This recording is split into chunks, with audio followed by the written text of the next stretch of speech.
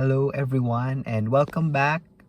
Today, our thinking point, or rather, reflection point, is we really don't need much to be happy. We really don't need much to be happy. Do you remember when we were in elementary or perhaps high school when teachers would often say that the necessities, the basics of any human being are food, shelter, and clothing?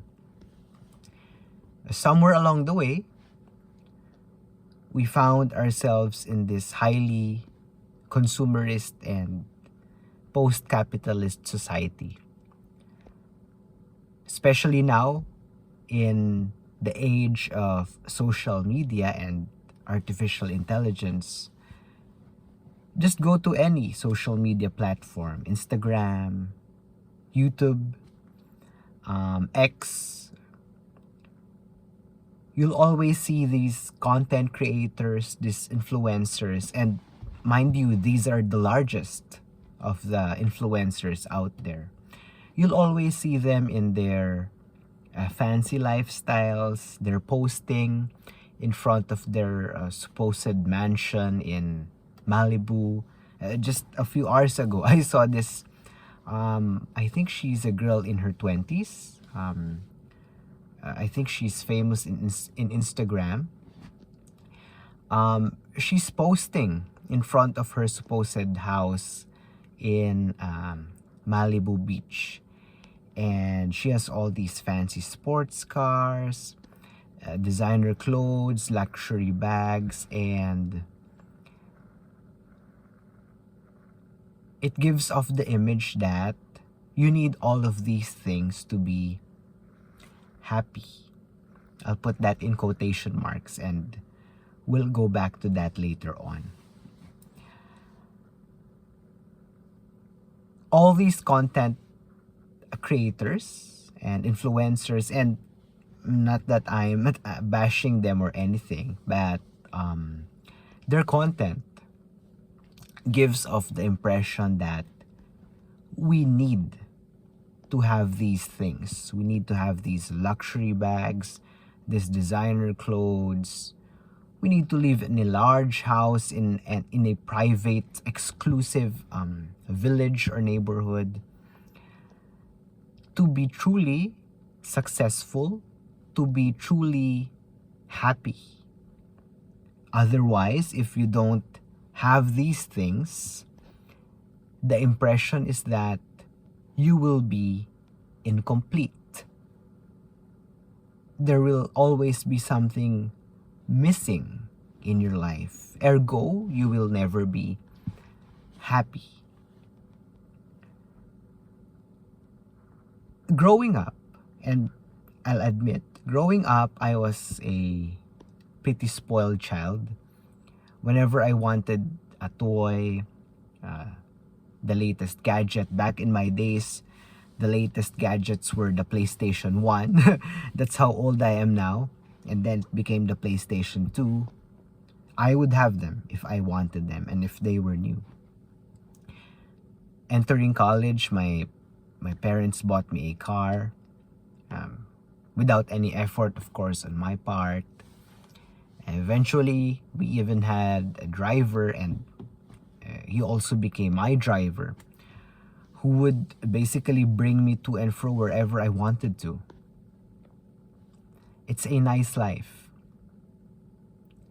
But, to be honest, it's not these things which really made me happy. You know what really made me happy? It's the morning chats I had with my parents before I went to college. It's the simple act of buying a cup of coffee from the school canteen before I entered my 7 a.m. class. Because yes, I had the 7 a.m. class back then in university. I found happiness in the outreach program our college had with in partnership with the largest penitentiary prison system in our country. It's called Bilibid Prison because I live in the Philippines. I found happiness in the new friends I made along the way and unexpectedly. Sure, the car, the new gadgets, the driver, whatever, they brought me excitement. They brought me comfort. But excitement and comfort are not equivalent to happiness. In this video, I will not attempt to define happiness. Even the age-old philosophers, the Greek philosophers, differed among themselves on how to define happiness. For example, Aristotle equated happiness to the Greek word eudaimonia. Eudaimonia is a Greek word which means to become, being. Because for him, happiness, and personally, this is my personal definition of happiness. For Aristotle, happiness is achieving, being what you are meant to be. Happiness is the fulfillment, is the being of who and what you are meant to be. He believed that each of us here on this earth, we're not here by random, by accident. Each of us, we have different purposes. We have different reasons for being. And happiness consists in discovering, in knowing, and in being what we are meant to be. Perhaps that is to become a doctor for some people, to become a teacher for others, perhaps to become a dedicated mother, a housewife, a house dad. Different purposes for different people. And the fulfillment of who we are meant to be for Aristotle is happiness, is eudaimonia. Of course, there are other schools of thought. Happiness for hedonists consists in pleasing the material, the carnal, the physical body as much as you can. For utilitarians, it's the greatest good for the greatest number. So it's not really a personal definition, but more of a collective definition and so on. But going back, my point is, all these luxuries, all these brand names, these trips, they're nice to have, but they're just accessories. They're just add-ons. They are not the meat of what life really is, which you have to define for yourself.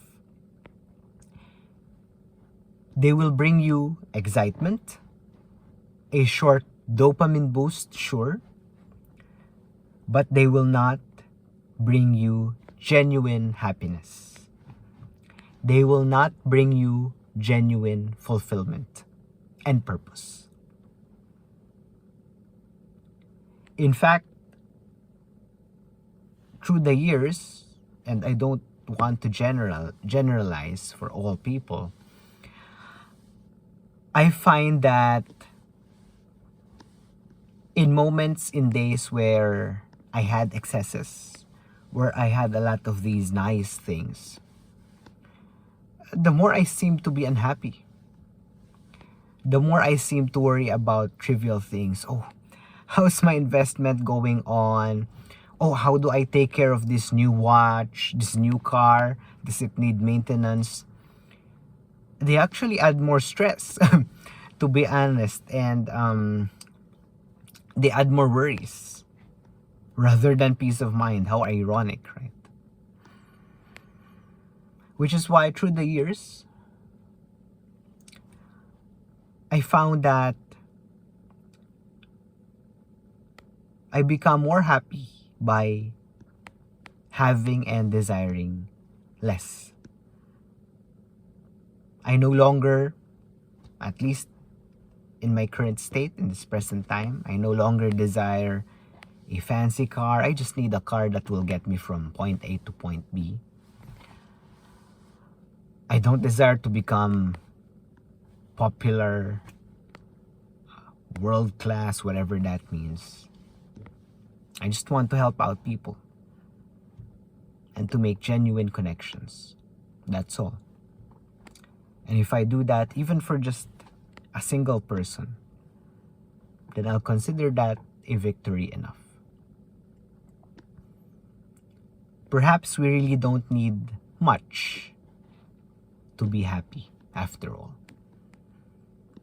Thank you everyone for watching, and I'll see you again next time. I wish you all the best.